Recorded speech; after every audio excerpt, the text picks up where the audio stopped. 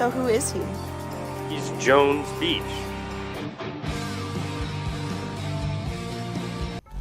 Alright YouTube, I just got back from the movie and I'll say this movie definitely went above my expectations, or should I say exceeded my expectations, pardon my poor English, but yeah, my expectations were very low for this movie, so exceeding it wasn't too hard, but I also had part of me thought this movie would be absolutely atrocious, and to be honest, in my opinion, it definitely wasn't. I would say it was like a 7 out of 10 in my opinion, but the worst thing a movie can do is bore me, which at some points The Crow definitely did do, but for the most part, I thought the visuals and aesthetic were really cool. Like, although I'm not the biggest city person, I enjoyed seeing the modern city takes, and also the fight scenes were nothing like too special. But to be honest, some movies there's like, nothing but fighting and it gets a little repetitive. So I do give The Crow credit for kind of trying to focus away from that, but the action definitely could have been better.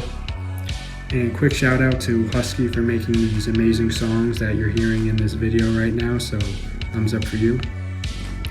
And this movie did have a lot of romance or a romantic element to it, which I found to be, although not like I hate romance in movies, but I found this particular one to be very corny and kind of uninteresting. But I did like both the characters, the Crow, Eric himself, and forgot the girl's name, but she was definitely a cool character.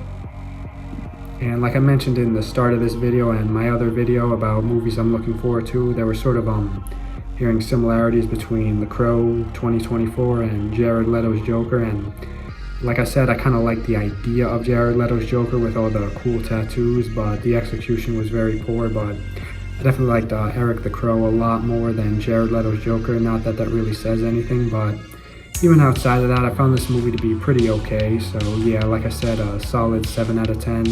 Pretty good, nothing special as predicted, but I never expected this to be anything special. So yeah, it was a fun movie night nonetheless. And overall, would I recommend this movie? I can give 2 answers. The first one being, if you're just looking for a fun movie to see or a fun night, why not?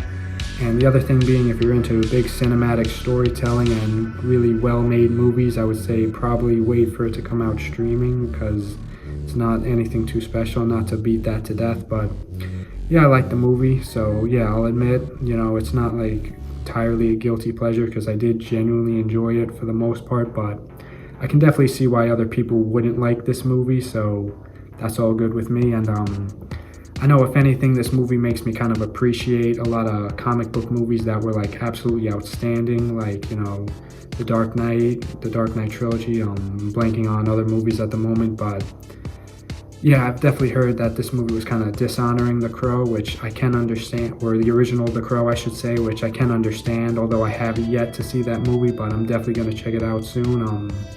What else was I going to say? Oh yeah, I feel like The Crow 2024 kind of exists best in a vacuum as its own movie, rather than being necessarily a remake or a reboot. I'm not sure if they have any sequels planned for this movie, but I think it's best left alone considering the poor reception for the most part. But Jones Beach gives it a thumbs up. So yeah, that was this vlog. Thank you all for watching. Thank you, Husky, for the music, and stay tuned for more. Goodbye. Park. Nah.